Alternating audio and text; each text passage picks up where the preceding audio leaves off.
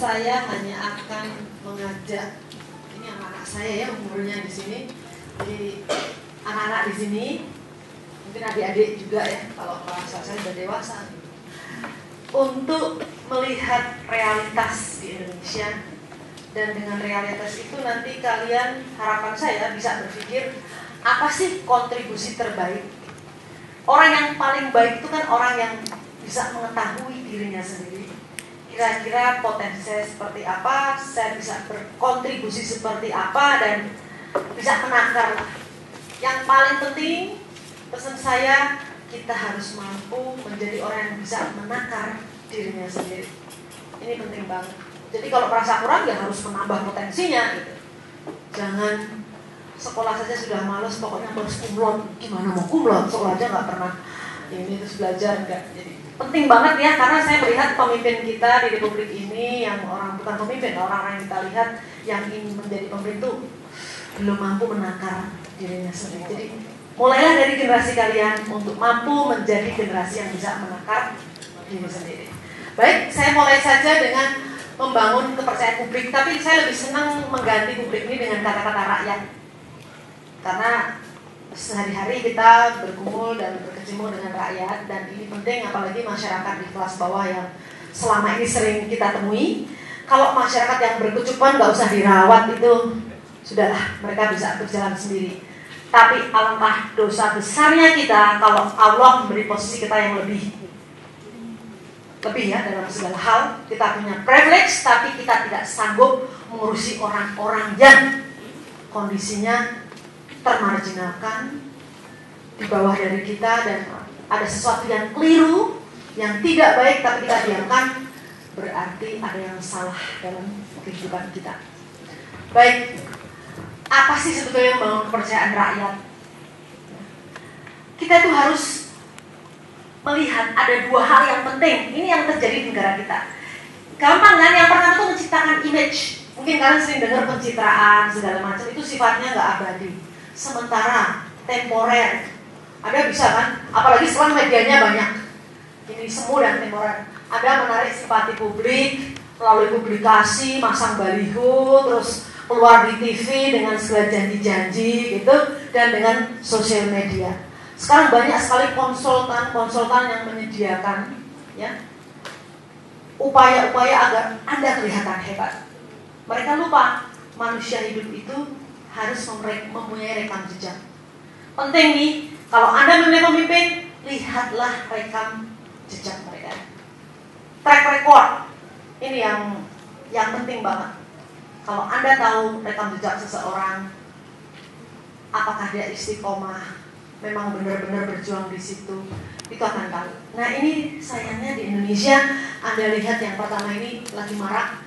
Yang kedua, ini yang harapan saya dari anak-anak saya di sini adalah, kalau memang kita ingin ya, menjadi seorang leader, menjadi seorang pemimpin yang baik, kalian harus mampu menciptakan sejarah. Bung Karno menciptakan sejarah, Bung Hatta, Tan Malaka, itu semua Anda lihat. Menciptakan sejarah caranya bagaimana? Itu kegiatan yang intrinsik dan permanen. Sampai kiamat, sampai kapanpun orang nggak akan bisa menghapus Soekarno dari sejarah Indonesia. Berarti sudah masuk intrinsik ke dalam bangsa ini. Secara permanen dia ada, dan dia menciptakan sejarah itu. Dan itu biasanya ada 3 hal yang penting yang harus dilihat. Tadi sudah saya katakan, kita harus selalu berpihak kepada kaum yang termarginalkan. Kalau Anda baca bukunya Dr. Ari Saryati gitu ya, banyaklah buku-buku referensi yang bagus-bagus. Apalagi di sini saya lihat ada ukti gitu, kalau bahasa anak saya bilang ukti dan ikhwan gitu. Itu pasti sering baca buku-buku yang bagus ya, sejarah Islam dan sebagainya. Kalau kita ingin mendekat kepada Allah, intinya harus sih kita mendekat kepada orang-orang yang du'afa, yang terzalimi. Dan kalau kita bekerja dengan mereka, doa mereka dijabah Allah, tidak bersekat kepada Tuhan. Itu. Jadi berpihak itu penting kepada kaum yang termarginalkan. Yang kedua, jangan lupa, itu juga ditulis, Anda harus punya kompetensi. Tanpa kompetensi, ya sorry to say gitu, Anda nggak bisa apa. Saya tuh seneng banget dengan bahasa Jawa loh. Karena kalau menggambarkan sesuatu tuh sangat exaggerated gitu kalau bahasanya. Kalau kamu hanya sebagai generasi yang pelongo-pelongo, pahpoh, ngahno, elayo itu kan kayaknya kok menggambarkan orang itu Masya Allah gitu. Itu kan susah. Coba ada cari bahasa lain, nggak ada. Itu orang yang hopeless gitu. Nggak bisa begitu. Kita harus punya kompetensi di bidang apapun. Itu penting. Pemimpin juga harus punya kompetensi. Nah, yang ketiga, ini yang menjadi ekstra penting adalah integritas. Kita harus punya integritas. Kalau 3 hal ini insya Allah Anda bisa jalani, yang lain tuh menjadi bumbu-bumbu yang pengikutnya gitu. Kalau punya integritas kan pasti juga anti disuap, terus tidak bisa diajak hengki-pengki bisnis gitu ya. Nah, ini jelas banget bedanya. Kalau yang di atas ini lebih kepada keinginan duniawi ya, nafsu, materi, uang, itu yang di atas. Tawan banget tujuan dan cita-citanya. Kalau yang di bawah bisa dilihat dengan jelas bahwa ini perlu sebuah ketulusan dan keikhlasan serta kerja keras. Sederhana loh sebetulnya kalau kita mau membuat atau menyederhanakan hidup ini. Apa sih, nggak usah muluk-muluk, kerja keras dan bersyukur. Kalau kita bisa kerja keras terus dan bersyukur, nggak usah khawatir, materi datang sendiri. Dan bersyukur, kalau engkau bersyukur dengan yang sedikit, maka akan tambahkan yang lebih banyak.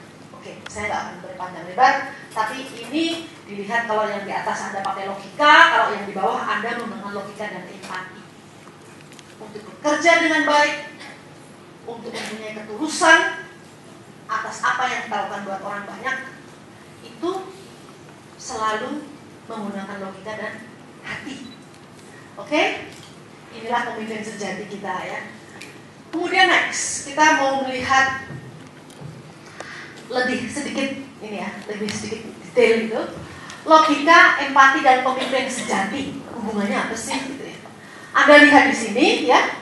Yang pertama itu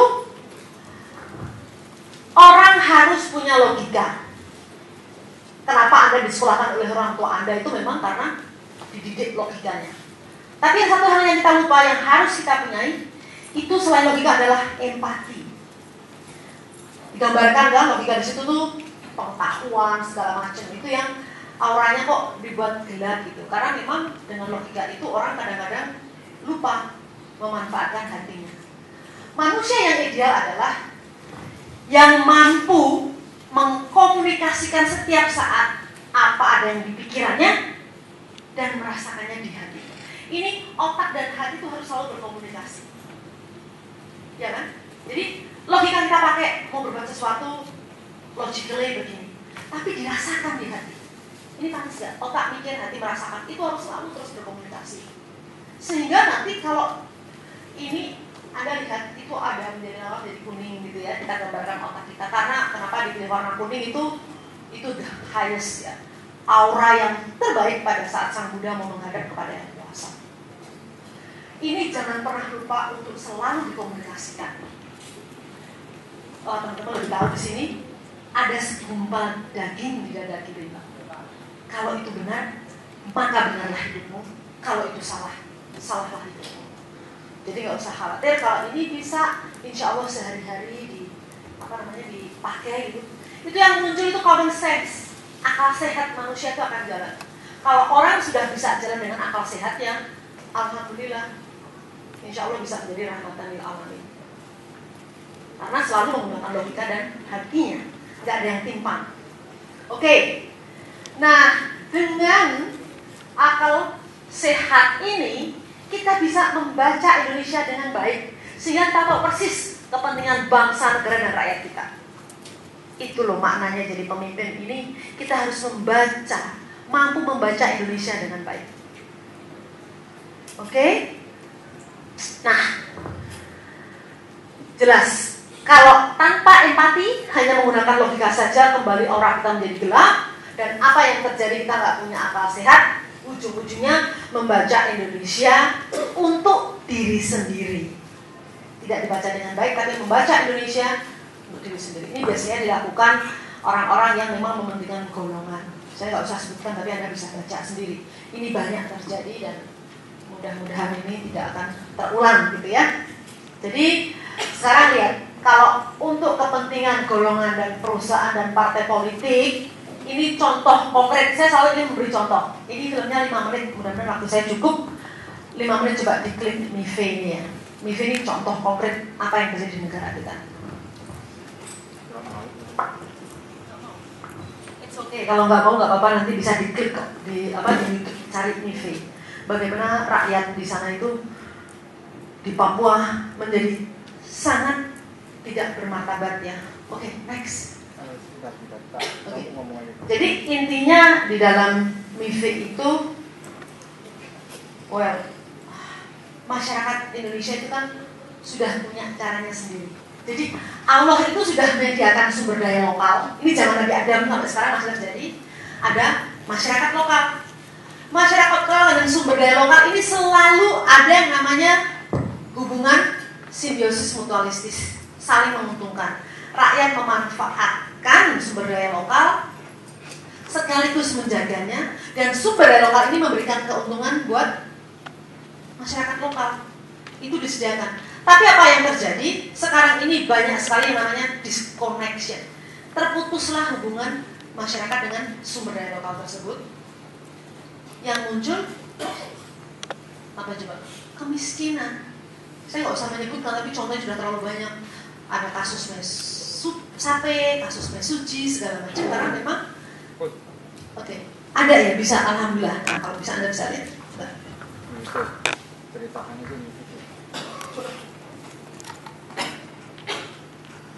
Loudspeaker bisa? Suaranya nggak keluar ke sana. Kalau loudspeaker nggak keluar. Ada yang bisa bantu nggak suaranya ke loudspeaker nggak keluar? Tolong suaranya. Kedengaran nggak di belakang suaranya? Minta ini deh. We start the story. We became hopeless. Nggak ada orang tekniknya ya. Nggak keluar ke loudspeaker. Udah ini harusnya udah masuk. Udah.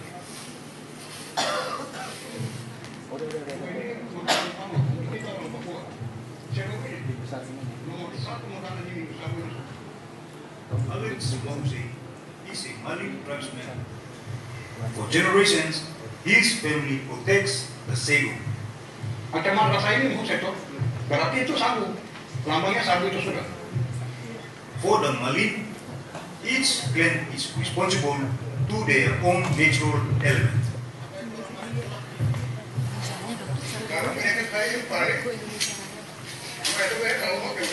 But the MIFE program damages the Malin's way of life. Kalau MIFE itu memang saya tidak mengerti itu MIFE. Karena saya juga tidak mengenal itu MIFE itu yang bagaimana. At present, 36 multinational companies have been given the permission by the Indonesian government to clear forest and customary lands. Itu areal ini dia sudah di dalam perlingan yang ini. Jadi di besok-besok ini sagu ini mau lari kemana? Saya mau makan apa?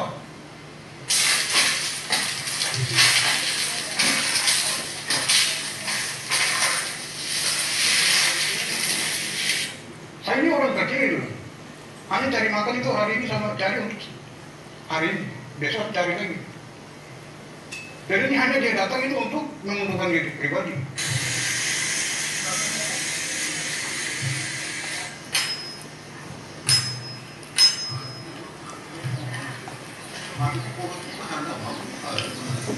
The Malin says MIFE developers didn't come to them to talk. Pokoknya tidak ada informasi yang datang ketemu dengan ketua adat atau kepala kampung atau RT di kampung atau dengan tua-tua, tidak tahu sama sekali. Hanya dia datang, kita kaget yang dia sudah buka lokasi. The loss of the Sego culture and lands forced the Malin to fight for survival. Jadi sekarang kalau saya mau ikuti ini kegiatan menggali pasir di pantai, itu karena apa? Bisa sudah habiskan haknya tempat di belakang. A nearby beach now becomes the sand minefield for those trying to survive.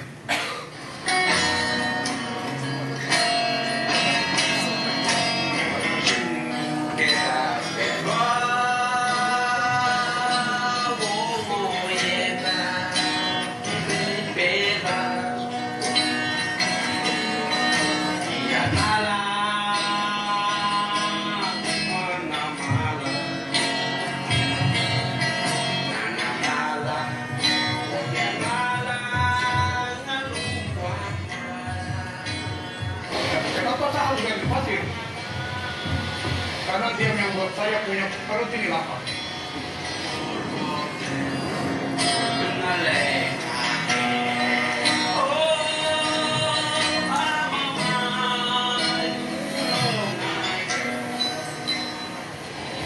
Dulu itu laut di sana.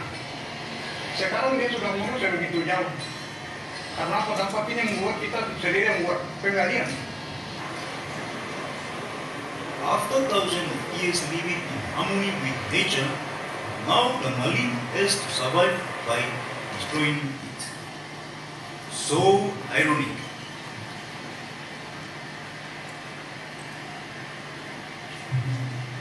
Memang saya tidak senang. Tidak senang dalam hati itu kalau dia itu datang hanya untuk menghancurkan saya. Orang kecil ini. Orang saya sendiri mau apa? Ini yang saya rasa kecewa. Kalau bisa, ini tidak boleh diadakan. Ini permintaan saya. Oke, tadi tugas kalian membuat ini jadi sebuah kenyataan bahwa masyarakat lokal Indonesia sebaiknya juga mendapatkan manfaat dari sumber daya yang ada di situ, bukan being disconnected, dipisahkan. Tugasmu adalah mereconnect, menyambungkan kembali sehingga